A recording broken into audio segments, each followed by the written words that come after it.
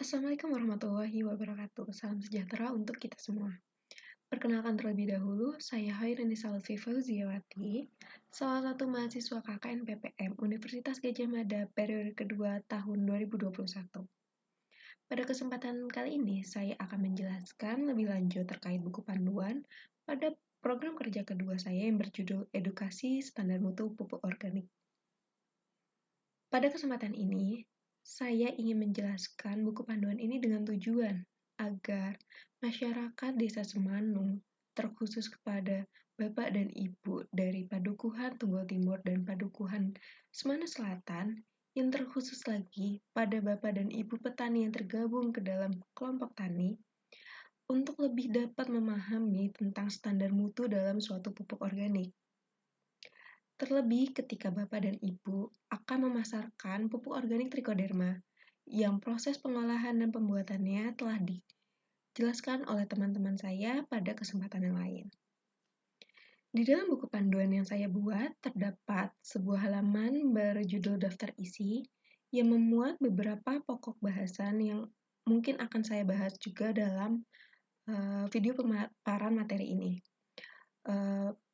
Bahasan-bahasan yang akan saya utarakan meliputi pengertian pupuk organik, sumber bahan organik, kandungan hara dalam beberapa sumber bahan organik, kandungan hara 21 contoh pupuk organik, lalu saya pun akan menjelaskan mengapa pupuk organik sendiri harus diuji, lalu ada persyaratan teknis minimal pupuk organik, dan yang terakhir saya akan memberikan referensi dari mana saja saya mendapatkan bahan-bahan materi yang saya gunakan dalam pembuatan buku panduan ini.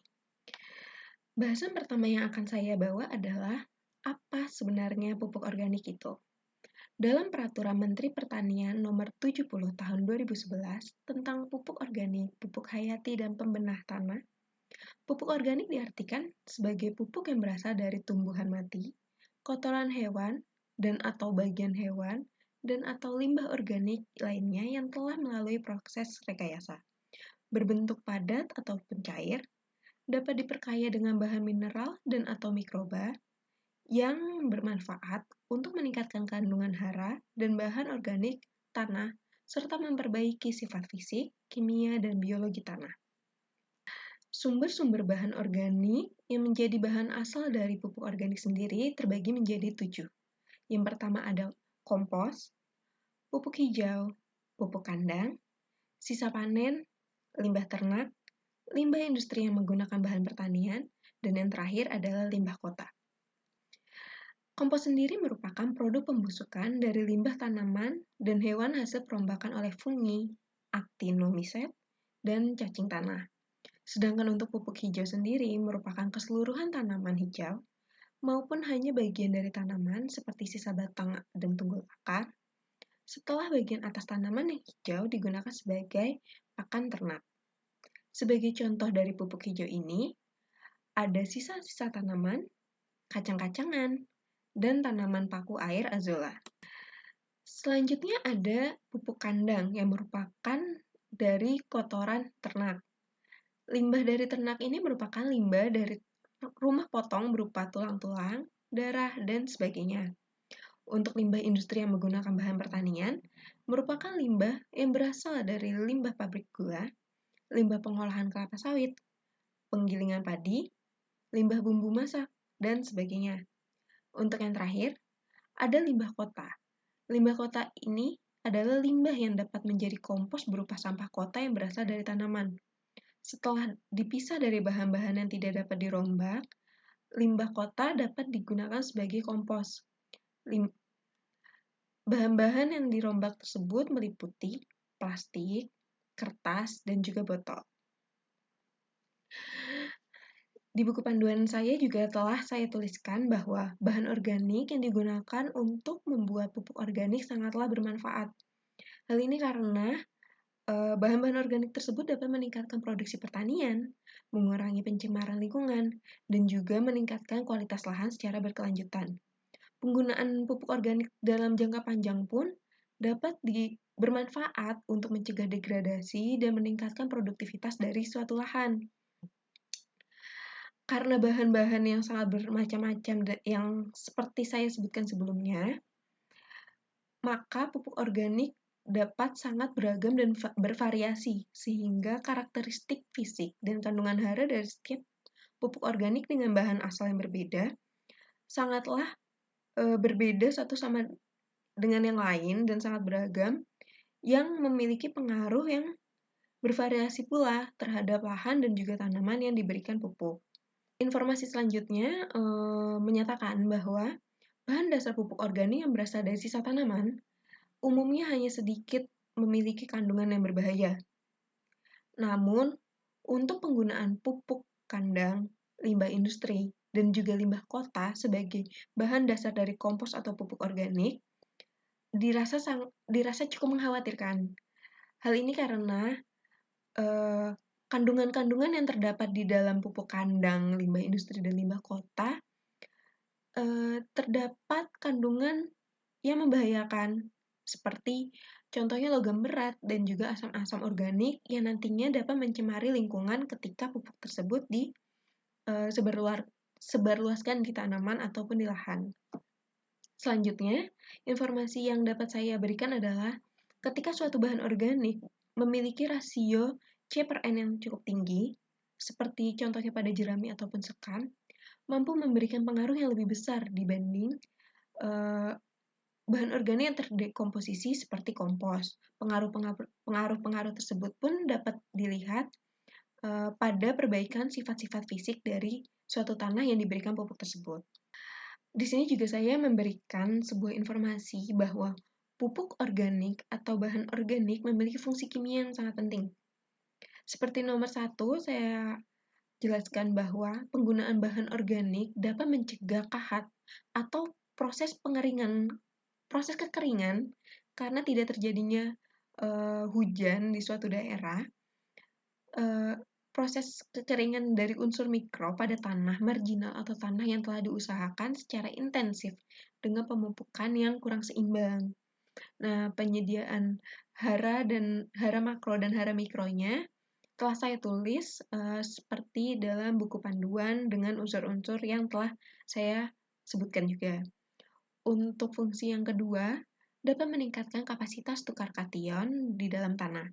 Dan fungsi yang terakhir adalah dapat membentuk senyawa kompleks dengan ion logam yang meracuni tanaman seperti aluminium, besi, dan juga mangan. Di dalam buku panduan yang saya buat, saya mencantumkan kandungan hara dalam beberapa sumber bahan organik. Pada tabel pertama yang saya tampilkan di sini ada sumber bahan organik, yaitu tanaman. Di dalam tanaman-tanaman ini yang diujikan adalah tanaman gandum, jagung, kacang tanah, kedelai, dan sebagainya yang mungkin Bapak dan Ibu bisa lihat sendiri di buku panduan yang akan saya sebarkan kepada Bapak-Bapak dan Ibu-Ibu nanti. Di sini pada sumber bahan organiknya diuji dengan adanya kandungan nitrogen, fosfor, kalium, kalsium, magnesium, besi atau Fe, Cu atau tembaga, seng atau Zn, Mn mangan, dan juga B untuk boron. Selanjutnya, saya juga menyajikan tabel dari kandungan hara untuk pupuk kandang, di mana kandungan ini diujikan pada sapi perah, sapi daging, kuda, unggas, dan juga domba. Namun memang ada sedikit perbedaan di dalam kandungan-kandungan pupuk kandangnya ini. Di dalam pengujian ini hanya dicantumkan adanya kandungan nitrogen, fosfor, kalium, kalsium, magnesium, sulfur, dan juga besi. Untuk sumber bahan limbah industri cair dan kotoran manusia, dicantumkan beberapa sumber seperti tekstil, makanan, peternakan, kertas, alkohol, beverage, oli, dan juga kotoran manusia yang memiliki kandungan total C atau total karbon, total N atau total nitrogen, P2O5, K2O, Cu, Cr, Cd, dan juga Pb. Dalam rangka standarisasi pupuk organik, Laboratorium Penguji Balai Penelitian Tanah Bogor telah mengambil 21 sampel pupuk organik, di mana 19 diantaranya adalah pupuk padat dan 2 diantaranya adalah pupuk cair. Berikut tabel pertama yang memuat kandungan hara makro, C organik, dan juga kadar air. Seperti yang sebelumnya saya jelaskan, ketika suatu bahan organik memiliki rasio C per N yang tinggi, mampu memberikan pengaruh lebih besar pada perbaikan sifat-sifat fisik dari tanah. Apa itu C per N? Sebenarnya C per N ini adalah persen dari C organik yang ada di tabel ini dibagi dengan N organik dari tabel yang ada di buku panduan ini. Misalkan pada jenis pupuk yang pertama yaitu SP organik. C per N rasionya dia memiliki angka 84. Angka 84 ini ada dari C organik yang dimiliki SP organik dibagi dengan N total yang dimiliki oleh SP organik, sehingga 5,6% dibagi 0,06% menghasilkan 84 yang menjadi C per N rasionya SP organik. Kandungan kedua, dari 21 sampel pupuk organik yang diujikan meliputi kandungan hara mikro dan juga logam-logam berat. Dalam tabel ini dicantumkan logam-logam yang diuji yang ada dalam kandungan pupuk-pupuk tersebut adalah kandungan besi atau Fe, kandungan mangan atau Mn, kandungan Cu atau tembaga, kandungan Zn atau Zeng, kandungan B atau boron, kandungan Pb atau timbal, dan kandungan Cd atau kadmium. Dari setiap pupuk-pupuk organik ini memiliki kandungan yang berbeda-beda di antara satu dan lainnya. Seperti tadi, kandungan C per N rasionya pun berbeda-beda, dan itu yang menjadi alasan mengapa dengan bervariasinya bahan-bahan asal pupuk organik ini tuh memiliki kualitas yang berbeda-beda juga antara satu sama lainnya. Karena bahan asal dari pembuatan pupuk organik tersebut pun berbeda-beda. Selanjutnya saya menuliskan di buku panduan dengan judul yang sangat besar bahwa mengapa pupuk organik harus diuji mutu. Mungkin Bapak dan Ibu sempat diberikan materi oleh teman saya tentang bagaimana cara pemasaran pupuk trichoderma, bagaimana cara mengolah pupuk trichoderma dari suatu bahan. Nah, mungkin di sini saya akan memberikan bagaimana ketika Bapak dan Ibu akan memasarkan pupuk trichoderma yang telah diolah sendiri, bagaimana bisa dipasarkan di pasaran luas. Nah, sebelum Bapak dan Ibu mampu memasarkan di pasaran yang luas, Bapak dan Ibu harus menguji mutu dari pupuk organik yang Bapak dan Ibu sekalian buat. Hal ini karena apa? Di sini saya menuliskan bahwa bahan dasar dari pupuk organik sangatlah beragam, sehingga kualitas pupuk yang dihasilkan menjadi bervariasi sesuai dengan bahan asal. Dengan beredarnya berbagai jenis pupuk hasil rekayasa teknologi yang mutu dan kualitasnya sangat beragam, maka perlu diteliti bagaimana komposisi hara dalam pupuk tersebut. Regulasi dan peraturan mengenai persyaratan yang harus dipenuhi oleh pupuk organik diperlukan agar memberikan manfaat maksimal bagi pertumbuhan tanaman dan di sisi lain tetap menjaga kelestarian lingkungan. Sebelumnya juga sempat dibahas bahwa beberapa bahan dari pupuk organik mungkin berbahaya bagi lingkungan, mungkin memiliki kandungan logam-logam berat dan juga asam-asam yang mampu mencemari lingkungan ataupun mampu menghambat pertumbuhan dari tanaman ataupun lahan. Sehingga dari itu, ketika Bapak dan Ibu ingin memasarkan pupuknya, Bapak dan Ibu harus mengujinya terlebih dahulu, agar pemasarannya pun menjadi lebih terpercaya dan konsumen akan lebih mendapatkan keuntungan yang sangat maksimal. Di sini juga saya menuliskan bahwa pupuk organik yang dikomposkan dan digunakan secara in situ. Secara in situ sendiri adalah digunakan secara mandiri Bapak-bapak dan Ibu-ibu.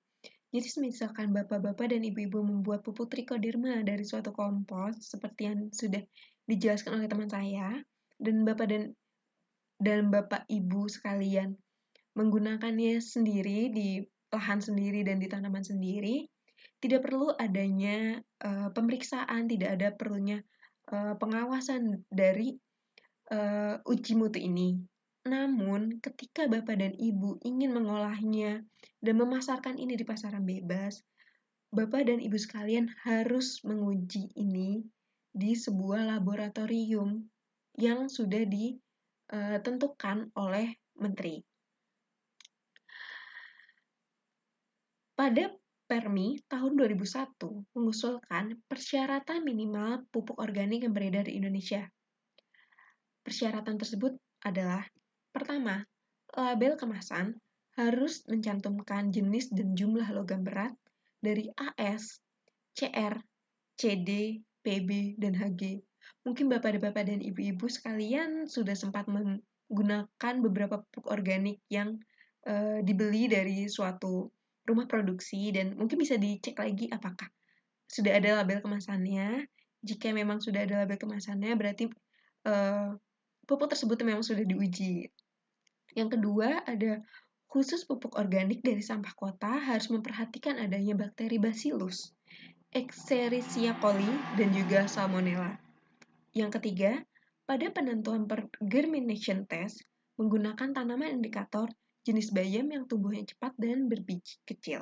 Yang keempat, mencantumkan kadar air pupuk dan juga rasio C/N. Dan yang terakhir adalah mencantumkan informasi apakah pupuk organik tersebut merupakan pupuk organik murni atau semi-organik.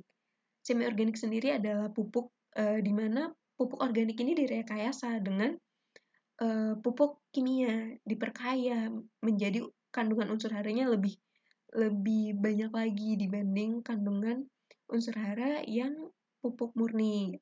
Dan juga di sini dituliskan bahwa kita perlu mencantumkan hasil analisis kimia dari pupuk tersebut. Mungkin kelima peraturan ini bisa disimpan dan diingat-ingat ketika Bapak dan Ibu sekalian ingin memasarkan pupuk trichoderma yang sudah dibuat. Untuk lebih jelasnya, saya juga menyajikan tabel dari persyaratan teknis minimal pupuk organik. Jadi ketika ibu-ibu dan bapak-bapak sekalian sudah mengajukan pengujian kepada suatu lab, akan diberikan parameter-parameter seperti ini.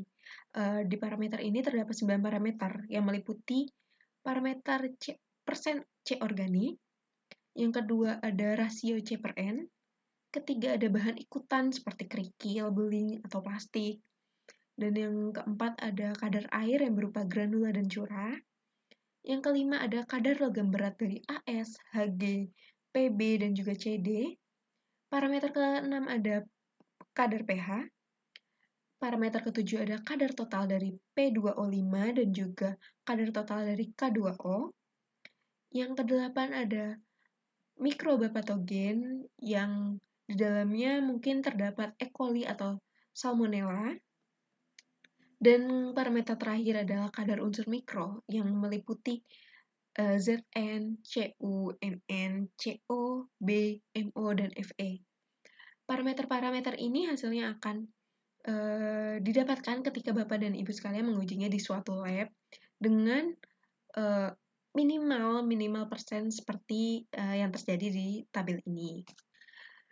Untuk mengingat apa yang sudah saya jelaskan sebelumnya, di sini saya pun menulis bahwa untuk mengetahui kesesuaian komposisi pupuk organik dengan persyaratan teknis minimal, perlu dilakukan pengujian mutu pupuk organik di sebuah laboratorium yang terakreditasi dan atau yang ditunjuk oleh Menteri Pertanian melalui surat keterangan Mentan.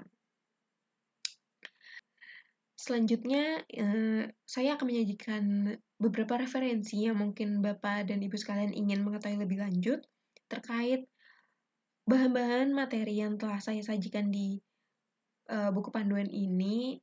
Secara lengkap saya mengetahuinya di beberapa referensi ini yang tersaji dan dapat dibaca di buku panduan yang akan saya sebarkan. Mungkin seperti itu pembahasan dan pemaparan materi dari edukasi standar mutu pupuk organik yang saya laksanakan. Saya sangat terbuka apabila apabila bapak-bapak dan ibu-ibu sekalian ingin bertanya kepada saya atau berdiskusi tentang standar mutu ini atau tentang bagaimana pengujiannya, saya sangat terbuka jika bapak-bapak dan ibu-ibu sekalian ingin berdiskusi. Mungkin cukup sekian dari saya. Mohon maaf apabila banyak kekeliruan dan juga salah ucap dari saya. Semoga materi yang saya paparkan juga bermanfaat bagi bapak-bapak dan ibu sekalian. Sekali lagi sekian. Saya Hairunisa Lutfi. Wassalamualaikum warahmatullahi wabarakatuh.